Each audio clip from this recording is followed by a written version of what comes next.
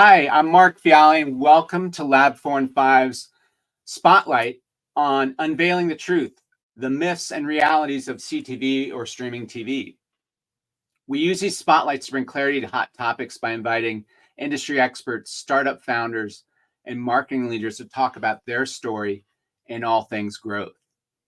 And today's topic is no stranger to growth, as many brands have been attracted to the promise of CTV or streaming TV, which if you don't know, it's Netflix, it's the Hulus, it's the Amazon Prime Video, that brands are just so they want to get a part of this because one, it's the digital marketing of TV. And they're very attracted to the micro targeting, the ability to fine tune your audience, get rid of the clutter, the noise. They're also attracted to this huge audience coming from cable, the cord cutters. Thirdly, they're attracted to the digital tracking piece of it. So you get the Google precision of tracking with TV. And then lastly, I would say it's the unlimited audience. You get the Gen Z, you get the millennials, you get the Gen X, the boomers. They're all one place. So lots of great stuff here. We're going to start to dissect this with an all-star panel. Let's bring our panel up to the stage.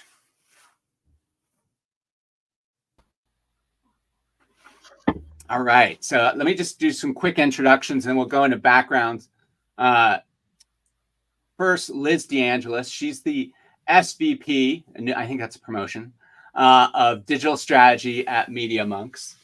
And Liz has a wealth of knowledge in video and digital. If you don't know Media.Monks, they're a digital agency worldwide, over 8,000 monks worldwide in 32 countries. And so they're a full service digital agency. Liz has a huge background in video and CTV. Prior to Media.Monks, she worked on the Ad Council. You may have seen her ads on the COVID educational ads, which are still streaming today, apparently. And so she brings a lot to the table. We also have Andy Barr, who is the managing director of Uplift Campaigns.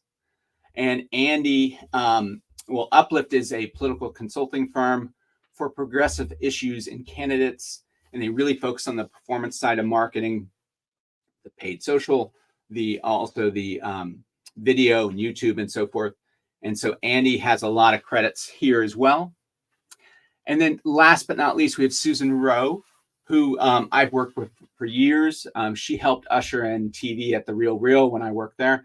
We never look back. She's worked on with some major agencies, Ogilvy, Quora Interactive, and some individually on some great brands like The Farmer's Dog. Got them into GRTV from brand advertising. So great cast here to talk about this hot topic. Welcome, everybody.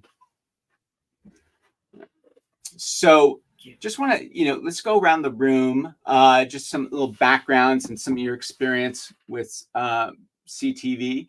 And Andy, I'll start with you, and maybe you can, there's maybe some confusion on what CTV OTT is, and maybe you can just add some clarity there, but also some of your background with CTV. Look, I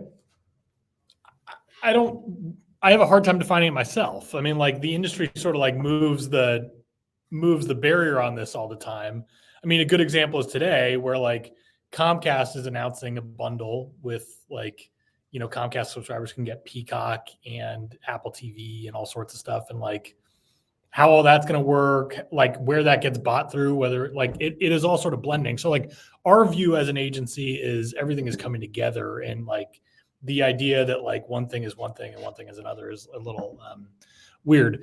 My background is in working in politics, where our big objective is always reaching voters and reaching voters who fall within a model. That's why I think political is so focused on CTV. The promise is sort of like, television ad units, which, we in the industry love and are love so much that we're keeping broadcast stations around the country alive with them. But with the promise of texting or direct mail in terms of targeting. I think one thing that we as a firm are sort of focused on is like getting into this and actually telling people what they're getting and what the actual ad units and delivery looks like and how the targeting actually plays out in real life, because there's sort of two versions of media planning. We view as like there is spreadsheet media planning and there's like real world media planning. And the thing about CTV is like it looks awesome on a spreadsheet, and like the delivery is also awesome, but people don't really understand the delta between what like the targeting you can say credibly looks like on a spreadsheet and what happens in the real world. And so like I'm excited to be a part of this and like talk with some of you all about where those things are, because I think it is, while it may not hit all the specifications that people promise, it's still a great product and still most of the time delivers on the targeting options. There's just this sort of discrepancy between what people think and what happens in the real world. Yeah. Liz, why don't you give a little background on your experience with CTV? Yeah, absolutely. So Susan and I were joking about this last week.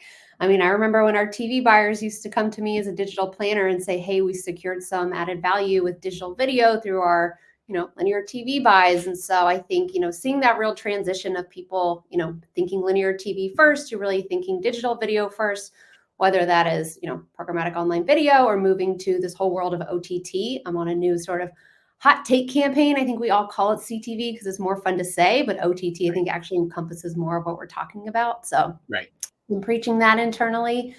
But I think, the real challenge here is that for years we, sort of fell prey to what we thought was capable with digital targeting and measurement, specifically within programmatic and display. And when CTV came out, we thought, great, this is our chance to apply all of that to linear TV, when to be honest, it wasn't that good to begin with. And so I think we're taking a forced step back to really say, people used to and still do invest millions of dollars in TV, and it worked for a reason. And without being able to track every single impression and every single conversion, we still knew that it was having an impact on our sales and on our campaigns. And so how do we sort of go back to that broader mindset of looking for the optimal media mix? I like to say that comparing channel mix is pretty boring and very last year. So trying to shift everyone to really finding, again, that optimal media mix and not expecting too much out of what we truthfully can't deliver on. Exactly. Susan. Yes. So I've, straddled both sides of the fence on linear and CTV for a long time. And one of the issues that I've seen is in tracking and making sure, because one of the things that we see that breaks a lot is when you start to look at going through the channel from smart TV to IP, which is really fuzzy, to device ID showing up at your website. And there's so much breakage along that road that sometimes I think we are over attributing or even under attributing and using that as kind of gospel. And I'm always a believer you have to look under the hood. And so and see what that data is and see where things are falling apart. And so that's been sort of my experience. And my other big concern on the CTV side of the fence is that we pay premium dollars on the linear side of the fence for certain types of programs because we know that they provide us a huge amount of reach. And now if we're going to move into CTV and we're just following that audience wherever they may show up, then we don't care about those big programs anymore. So why would a network want to even make them? So I think that's another big concern, looming concern that I see for the future. But I really believe that we have to look under the hood on the data and understand the integrity of that. And sometimes even go back to some of the ways that we used to do it to get a confidence level that it's actually pulling for our clients. Yeah. And, what is old is new again. I mean, there's a lot of, and we talked about this last time, we were talking about cookie tracking and, it's basically, we have to go back with all the breakage that you're talking about with IP and device.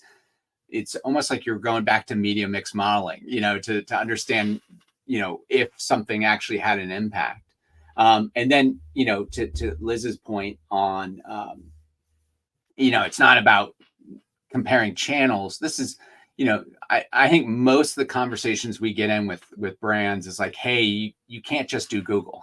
It's just like, because everybody's like, I'm spending 80% on Google, and they're basically just beholden to the existing search traffic, and they're not expanding their market to people who didn't know about this solution. And so I think that's a lot what goes on. And just, I'm just going to do this for my mom, who always complains I use too many acronyms. So CTV is, the connected TV. It's the tech. It's the TV box in your house that's connected to the internet. And over the top, the OTT is the content that comes in through the internet into your connected TV. And so, just so everybody's clear there. But I think there's a lot of promises. We talked about the myths and realities, and I got to tell you, most of the time when I talk to a brand about TV, they throw away linear right away. They're like, oh, that's just my grandmom on there. And they really want to just talk about OTT. And one of the things that they always talk about is like, and I've heard CEOs talk about, hey, I want to get away from expensive linear and go into CTV because of the fine-tuned targeting. I just want to go right to my high-income zip code audience. That is, that is a certain age limit, and really just be able to strategically find those audiences. Do you guys get a lot of that? Like, and what's your experience? Is that expensive? Like, how do you guys deal with the high CPM versus the low CPM of mass marketing?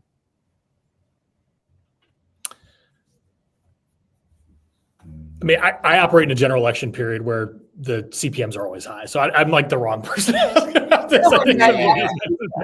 We're the ones screwing up the market for everybody else. Yeah. Susan, how about you on that? Because everybody's thank you. I want to target, the brands will say, I want to really fine tune my targeting. So how do you go about that? Right. So we do math, right? And we say, okay, if we're trying to reach, and I'm going to make it easy, women, and those are 50% of the overall audience that we're reaching with CTV, if we don't target specifically, and then we narrow it to just women, but the cost CPM is more than double, then we go back to running it to everyone because it's ultimately cheaper. So so if it's not half, if it's not double, it's more than double, then it's not, the mathematics don't work. So right. We play that game, and often we're on the wrong side of it when we're trying to narrow to a particular target, because they love that idea, right, of being able to reach just your audience, but right. It often doesn't play out. No, and I think most of the time we kind of over-account and make assumptions about who the audience is without understanding it actually could be anyone. I think to that point, we have, a lot of performance advertisers who this is their first time, and they are terrified by CPMs that they actually see. They're so used to paying on the click, where if you actually back it out, the CPMs on CTV are probably lower than what you're paying elsewhere. But it's also about reinforcing this idea of quality. And I think, within the OTT universe, there is so much room for error. Same within programmatic. My nightmare is running across the open exchange anywhere. So trying to explain to them the value of being in places where we can feel confident about where your ads are showing up, confident that, this is an audience likely to buy or likely to buy in the future, and trying to prove out those metrics of, the value of running in a quality space. I do, though, think that there's sort of like a false sort of belief about what is and isn't quality. I mean, like Susan pointed out, like there are like people prefer to be on like Sunday Night Football, big broadcast shows, other stuff. Top broadcasted shows are 18 million people. So we're talking about 3% of the country. It's not like we're not, or 6% or whatever. Sorry, I backed that out wrong. But it's still like, it's not, there is no such thing as broad reach, right? So like the amount of people who watch garbage reality TV in aggregate is higher than the quality on broadcast. So like, I also think that like we need to do a little better educating our clients about like what people actually do in the real world. Because we clients go in and like, they're like, I want display impressions on the New York Times. I want Sunday Night Football, and I want like I don't even know what the next equivalent of that is. It's like, okay, you have now talked to 7% of your audience. So like, what do we want to do to reach the rest of the people? So like, I also think that like we're sort of like negging ourselves with these terms like quality and like like not being able to deliver on targeting. Cause like the targeting thing is everyone's used to the idea of being able to target to a smartphone, but like targeting to a television means you're targeting to a television, which like means often that like 2 or 3 or 4 people are watching it. So like, I think we have done ourselves a disservice by using some of these terms and by letting people think that that we should be able to deliver mobile device targeting on something, and that if something isn't in primetime television, it's not quality. When the reality is, like on a lot of these shows, even on like HBO, which is the highest quality, the watch through is often higher in the days afterwards than it is on the night itself. So like, I think we have done ourselves a disservice by focusing on some of these terms. I should clarify by quality, because I do think the reality TV is quality. It's more about knowing where your ads are appearing. You know, if you're just running through a DSP and have no guardrails in place and you're running OTT, it's probably showing up in some really long tail sites that you're never going to be able to report out on, versus just having an understanding. It doesn't matter if you think it's good quality or bad quality in terms of the content, but do you know where your ads are showing up? Yeah, makes sense. Yeah. And I don't know, like do you guys play around with the LG networks and the Samsung networks and that kind of thing? Mm-hmm. And you feel the quality because it's like free TV. Yeah, it kind of comes down to the reach conversation. If there isn't one platform anymore that can deliver reach, it's not a one buy. So I always try to talk my clients and my teams through, you have to figure out where your entry point is. Are you looking for specific shows? Are you looking for a specific demo? Regardless of what that is, you're going to be looking at a plan with 4 to 5 partners if you want to reach everyone in its entirety. I think there's the same types of guardrails that you can put in place in terms of like quality and knowing where you're showing up. But if you're looking to reach everyone, you kind of have to lean into where it is, where your access points are. Right. And then with the reach, you know, the whole prospect of, you know, amazing reach, because when you look at and I posted on the LinkedIn invite, the Nielsen gauge report, and you know, streaming is like the biggest piece of the pie, right? But you know what we find a lot, and like I think Max, which is HBO, they have such there's a tiny portion of people. I only bought into the ad version of Max because I wanted to see the ads, and my daughter kills me for that, right? But I mean, who is actually viewing the ads? I mean, because I think Netflix, they're really happy that they got to 12 million paying ad subscribers, and that's would be, you know, 10% of their audience. And then when they're actually on is another question. But do you feel like you're getting enough reach when you guys do CTV buys? Or do you have to really expand it out or do you feel like it's more of a frequency play? I think of it as kind of both, because again, we live in the performance space, and for a lot of our clients, this is their first foray into CTV and OTT. So reach isn't a huge concern. There's no way we're reaching their entire audience. They're not prepared for that. That's just not how we're going about buying. We're sort of looking at it more as a mid-funnel tactic of, okay, let's try to find those people who probably are likely to convert in the next 3 months so we can prove out the effectiveness of this channel. We're not looking for that long-term, you know, name association and, you know, just sort of more of a brand awareness play. That's when I think reach really comes more into consideration for us. Do you feel like, go ahead. Oh, I was just going to say, like, we do this differently than consumers. So like, I don't take the advice from the political guy as like gospel on everything. That's else. okay. But reach is the name of the game in my business. Like, you need to reach a lot of people and you need to reach them quickly. And so like CTV is a limited vehicle there, but so is everything else. Like, to me, like CTV is as good as broadcast or cable, and like the numbers back that up. And by as good, I mean, you're picking a third of the audience and you're going with it. The closest we have to the old broadcast is YouTube. And I don't mean YouTube TV, I mean like YouTube. And like that has limits, but like that's as close as you get. And I think we need to like, I keep harping on this, but like we have a mindset problem in this business more than we have a technology problem. And our mindset is what's the thing?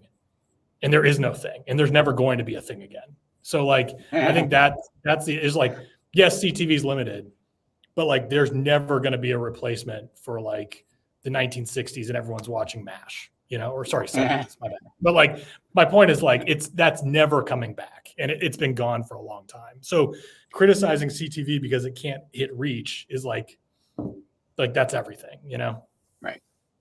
Now, Liz and Susan, do you guys do a lot of buys that involve linear and CTV? Yes, we do. And we also play, we're strategically smart about it sometimes because we use things that are like news and sports that are things that people want to watch live. So then we can also get our ads into Hulu. And so that helps us out, right? Because we're now spanning both sides of the fence. But the way that I look at the math is I just want to line it up as fair as possible. And I try to limit the CTV downstream and then limit this linear downstream to such a degree that they're on more equal footing to be able to determine what's working, what's not. And often what I see is maybe 3 day parts on linear, plus then it goes to CTV. So I'm trying to kind of look at it and lay it out in the best fashion that I can and make it as equal as I can so that we're not looking at a 30-day on CTV and a 7 or 10 minute on linear, which is what we were sometimes doing, which is incorrect. But I like the idea of adding both and straddling on both because you need, that's again, talking to what Andy said, that's how you attain reach is by using a variety of different things. And then ultimately you start to see reach because I don't just want to play in DR space. I want to play in the straddling between moving our brand while still keeping in touch with performance. Liz, anything there that you want to add? Yeah, I was going to say we do have clients running linear TV, and I think it's really critical on our side where we try to provide the most value is trying to figure out, okay, what does that look like? Do we have better success when we reach people on linear and CTV and we kind of treat it as a frequency play? Or are these two fundamentally different audiences that we need to try to keep separate? And how do we use that to help fuel our optimizations from our campaigns? Yeah. And, you know, Susan brought up a little bit of the tracking, which is our segue here, because, and just so everybody understands, the 30-day, basically a way a lot of companies track the CTV piece is within 30 days, day one, you saw the ad, and then day 30, you can show up on the website, and that would be attributed to the CTV ad. And then linear, the way they used to track linear is they would do a 4 to 6 minute window when the ad ran, and they would look at if there was a spike in traffic to the website. So it was a correlation exercise versus doing this matching exercise. So what do you guys find? Are you frustrated at all, or do you really happy with the tracking that you're getting from CTV? Are you moving more? What's that? So is anyone happy with any tracking? Yeah. What are you guys doing to track?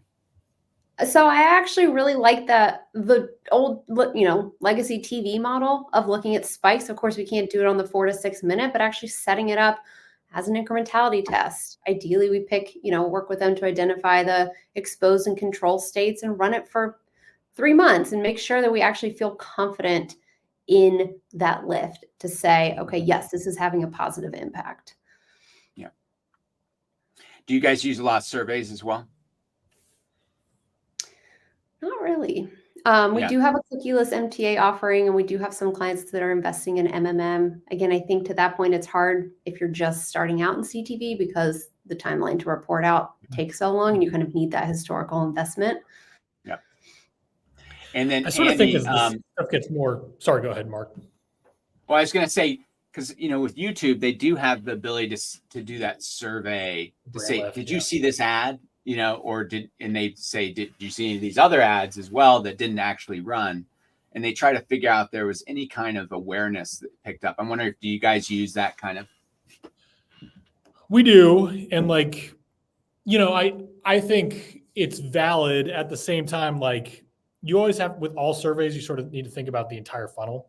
And like, people who hang around to click through a survey after the end of a political ad, like think about who those people are for a second. They're You know, marketers. so like, yeah, like I think as all this stuff gets more diffuse and everyone here is like saying like really smart things about all these different ways to reach people, I actually think we need to simplify the data and the tracking and use and like go back to more like old school approaches of like, is our like brand identity growing over time? And like, is there overall, like, is the trend line to our site and sales and, for me, votes, like, is that moving in the right direction? Because otherwise, like, you can just make yourself crazy with like trying to figure out like each part of the funnel. And the truth is, like, from the consumer side, as someone just like viewing these ads, like most of the times they don't know how they first heard about it. Right. You know? And so like Right. you can come up with rationale and you can go dig through data to say one thing's working, one thing's not. But like, as someone who occasionally will like, you know, buy clothes after an ad I saw or something, like I can't remember what it is. And like, I'm in the business. So like the idea that we can cleanly track and cleanly say one thing or another. And like, I know that makes clients really uncomfortable, but I do think that like, we need to, like, if we're going to say we need to reach people in all these different ways, we need to be comfortable with the fact that like the data we get back is kind of messy, and it's going to be up to us to like really tell a narrative of how this is all working together, rather than be like Instagram ad B6 is the winner and CTV ad C4 is the winner. And if we just run those, we'll have an optimized campaign. Because like, we don't know that that's true. You know, like we can point to data that says it's true, but we don't actually know that. Yeah. And I'll do a little plug for a company called Spot Trender, which we use a lot to see if basically they'll get a panel of your audience and see if you know there's any lift in awareness. And so it's an inexpensive way to do those quick surveys. And you can also do it pre-ad. So before you send out your ad, you can run it by the panel to see if they receive the ad well. So it's sort of a nice little process. But I do agree that I think it's not. I mean, we see a lot of companies going back. You know, Liz threw out an acronym there, the MMM, the media mix modeling, and basically we're just seeing we have our mix of advertising over time, and if there's an increase in like radio, you know, or Sirius XM, and does that create a spike in traffic or customers? And so I think that's where we're going back to. And so even though with the promise of CTV tracking, and I don't think we're, like, as Liz mentioned, we're not all happy with it yet. So we're still using some of the old ways to track it. Though, you know, we're getting, I can't believe we've already gone through a half an hour, but I just one thing I wanted to go around the table here is talk about your predictions of where CTV is going. You know, you guys have seen, I think Susan mentioned earlier that there's all these huge productions with content, but that has to have a payback, right? With advertising or subscribers. Where do you see CTV going? You know, Disney's having a tough time with it. Netflix is just stopped reporting monthly active users because they don't want to be pinned on that. So where do you guys think we're going with this? I think that will continue from a content standpoint. I actually think the releasing of all the shows at once will go away, because that's what's creating that spike in subscribers. They watch the show and then they drop off. Versus I think about the shows that I stream that are also on, you know, linear TV that only air weekly. And I'm, you know, for these 16 weeks, like that's what I'm watching every single week. And so it extends, you know, to that point, it extends the reach, it extends your viewership, your subscribership, you know, the shows that people are talking about. And so again, I think in almost every aspect, we're going to go back to this like old school way of watching TV in as many ways as possible. I think there's going to be more ads and you're not going to be able to opt out. Is my guess, because Susan's right. Like the economics make no sense for most of these companies. Right. It's a land grab right now, and they figure like once they have the audience, they will do to you what the cable companies have done to you, and be like, "We got you. You ain't going anywhere." Like more ads, higher cost, and bundling, and like not just bundling, but I think a blending of lines, right? So like I think the cable companies are going to use their power to bring in some of the streamers, and then I wouldn't be surprised, and I'm kind of wish that they had figured this out already, but I wouldn't be surprised if there's going to be household ad auctions for some of the cable inventory, because they're going to start getting more data, and they're already bringing that to you via their cables anyway. So I think it's going to get more blended, more confusing, and just more ads, because like these folks are right. Like the way it's set up right now is going to break, and there's no doubt about that. So the question is like who it breaks. Yeah, the content's too expensive. Yeah. And I'll ladder on top of that, Andy. I think you're absolutely right. I also think that there's been massive fragmentation, and I think we're going to start to see some consolidation on the CTV side of the fence, and that will help make it a little bit easier in order to be able to, reach out to just 3 companies instead of 10 if you're trying to get to a certain audience.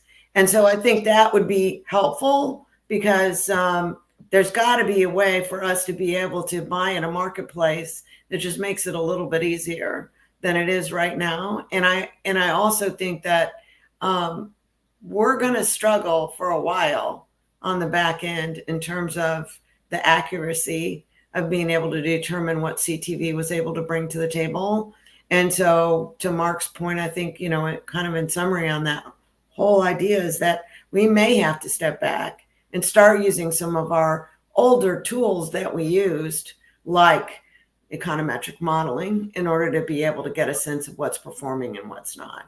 And, on the brand side, you're still doing awareness trackers, right? And so you're able to see collectively how things are going, to the idea that Andy said about putting everything in different, in different places in order to all together create that kind of reach that you have to have right before an election, right? You don't get the ability to be able to push that out for much longer than that Tuesday. So I think anyway, I think that's going to be a really exciting time for us as we go forward, and I'm hoping that things will change and make it better.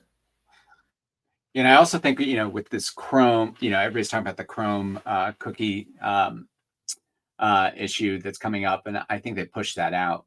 But the next big thing could be, because those smart TVs are tracking everything that you're doing. So like eventually people are gonna get smart enough to say, don't follow me. And so we'll see what happens there. So there'll be less targeting on the TV side. We'll see. But I think there's a lot of consolidation that's going to happen. I do think Andy's right. There's going to be 100% ads. And, I do think that, eventually, TV is one thing. I mean, podcasts is a whole other thing, where there's so many different networks that you have to deal with. And it's like, oh my God, really? So I think it's going to be hard. And I don't know if your AI marketing team can solve it. You may have to have some smart individuals in there to navigate this world. But yeah, thank you, everybody. Let me just see if we have any questions from the LinkedIn world. So, because we have 3 amazing experts here to talk and also answer your questions. One thing I was talking to Andy about yesterday is like, because they do political, and when I do run for mayor of Oakland, I'll probably get in touch with you. But one thing that is always striking to me with the political advertising is that you can't get the Gen Z voter. Like everybody's having such a hard time. You'd think you'd get them on CTV, but Andy, maybe you can talk a little bit about your struggles on the Gen Z voter. I mean, the Gen Z voter, like, I find that every generation that comes along, it's like, look at how crappy these young folks are at voting. And like, that was me in the millennial version. And like, boomers were the same way, you know, like young people are just not as engaged and don't vote as much. In terms of reaching them though, like, I think the problem is more that they don't want to participate than that they're hard to reach. I mean, like, if we could do political advertising on TikTok, and I think most people on TikTok are glad we can't, you'd see a lot of that there. The same is true for Instagram, and there's a lot of Instagram advertising. But like, I think like there's a lot of overstatement about how difficult it is to reach Gen Z. It's just like we sort of choose not to, and then we just blame them for like being difficult to find. When like, you know, like I think it is easy to reach people over 65, but in reality, we're just sort of being lazy and being like, oh, like they read their mail, they watch broadcast news, it's fine. And because they vote in such big numbers, we're like, see, it worked. But like, yeah. You know, it's like we're talking to them all the time and then they vote. So like, it's easy. We get a lot of confirmation bias on our side. Yeah. We take puppies on campus and it just gets everybody over to you. So then you can then talk about an issue that might then parlay into a vote, right? Because I don't think the young people care about the politicians or the Democrats or Republicans as much as they care about a particular issue that will rile them up. So yeah, puppies, there's that. I mean, like, I was the 9/11 generation. Like, that was my junior year of high school, and a bunch of my friends signed up and went and fought, and like, we still didn't have high voter participation rates. You know what I mean? So like, and that was true in the 60s and 70s too. Like, even during Vietnam, there were a lot of protests, but not a lot of voters. So like, it's just kind of, it's just to grab a few to give us a little bit of an edge. But you're right. Overall, we're not expecting a lot out of that, right? We're not expecting a lot. But also, I think, you know, we got to get some candidates that they can really gravitate towards, you know, so I think that will be coming. So I don't see any questions coming in from LinkedIn, but thank you everybody for attending. We'll be sending out some hot takes from today's show, and stay tuned for future episodes. Thank you so much. Thanks.